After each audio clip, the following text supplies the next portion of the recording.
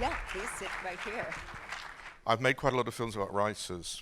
For the series that this was in, Arena, I've made films about W.H. Auden, T.S. Eliot, um, V.S. Naipaul, people like that. Maybe.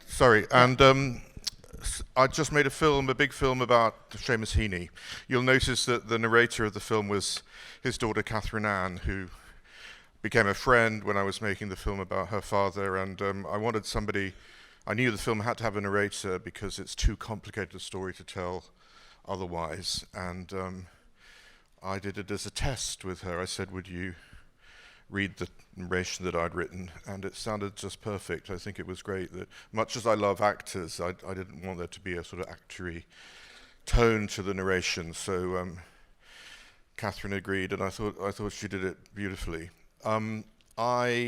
So that was the film that we'd made just before, and we made that as a co-production with a company in Belfast for the BBC, and we became friends, and when that was made, we all said, we'd love to do something else together, and I'd love to take credit for it, but it wasn't my idea. One of our colleagues there said, it's going to be the anniversary of Ulysses in 2022. I just thought, what a great idea.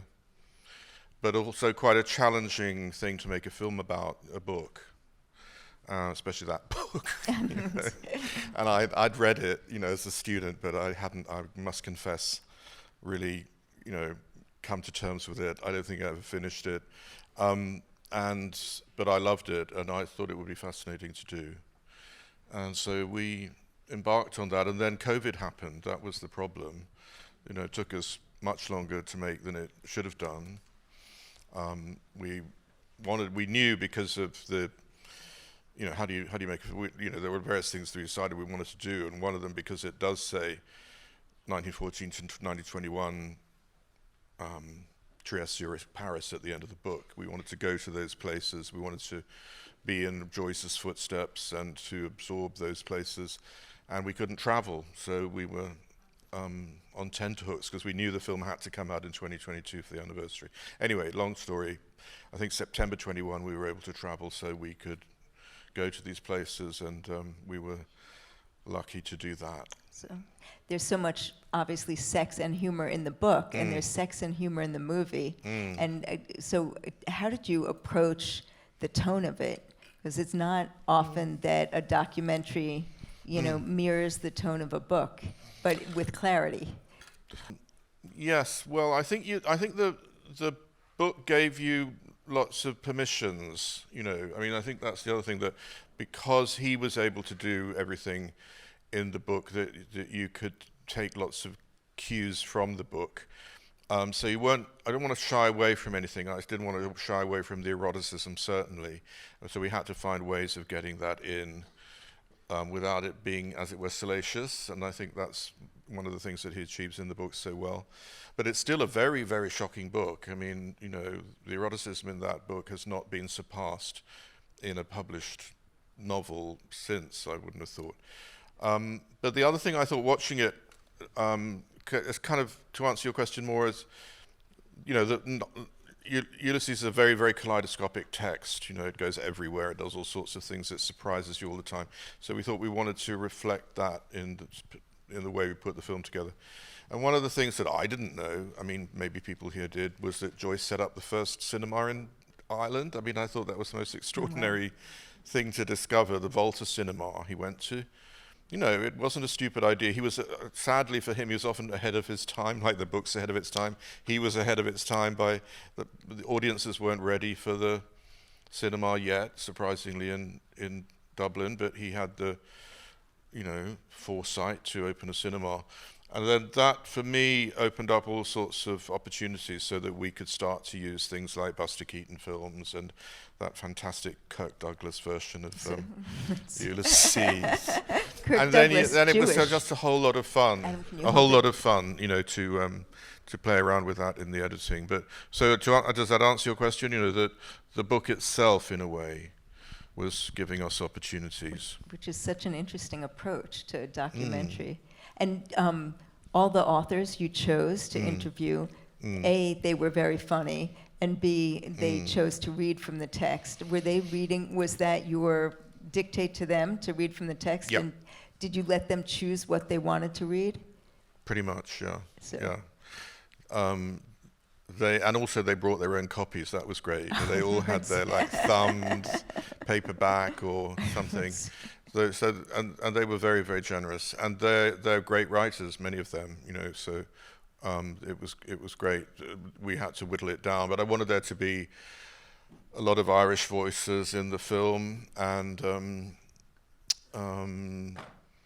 yeah, they were great. I didn't want an actor to read the text so much, because I think one of the misconceptions about Ulysses is that it's impossible to read, because it is very elaborate. The writing's incredibly elaborate and ambitious and challenging. But actually, if you're watching the film, you can look at that passage on the page, you'll think, my goodness, that's indecipherable.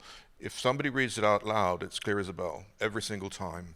It's amazing. That's so interesting. And it's lovely to hear different voices in the way that we do in the film, yeah.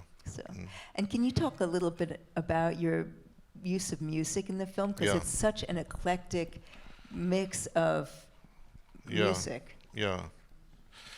Well, I don't take all the credit for that. I have a wonderful film editor, and she's much better at that than I am. And so she'll come up with things. And she came up with the Paul Simon, for instance. And as soon as I heard it, I just thought it was perfect, So I wanted it to feel contemporary. I didn't want it to feel sort of stuck in the past.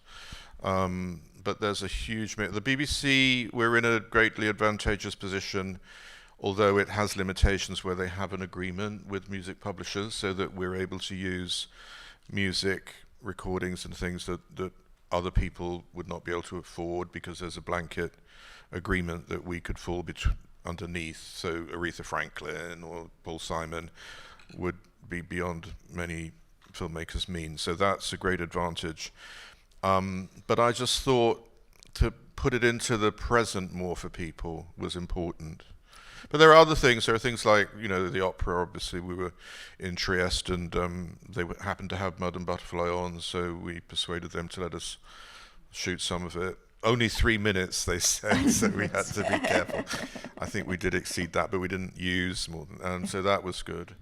And then the guitar music that you hear as well, this sort of references his own guitar playing. And the music, a little bit of Irish music as well. So it doesn't stop. It's great. And one author, placed it as the great Jewish novel, which was so interesting. And I was wondering if any of the other people you interview brought that up. Yeah, many times, I think. But Howard Jacobson, that was kind of his role, was to talk about that. And it's an element, but yeah, everybody, certainly Salman Rushdie was talking about it as well and said more, but everything had to be condensed. But it's an amazingly interesting decision on his part. To have a Jewish protagonist in that period in a major novel was quite something. And he's an exceptional kind of Jewish character as well. He's kind of Jewish, as Jonathan Miller would say. His father's Jewish, his mother. He's actually baptized Christian twice. He's baptized as a Protestant, and then he's baptized as a Catholic to marry Molly, who's Catholic.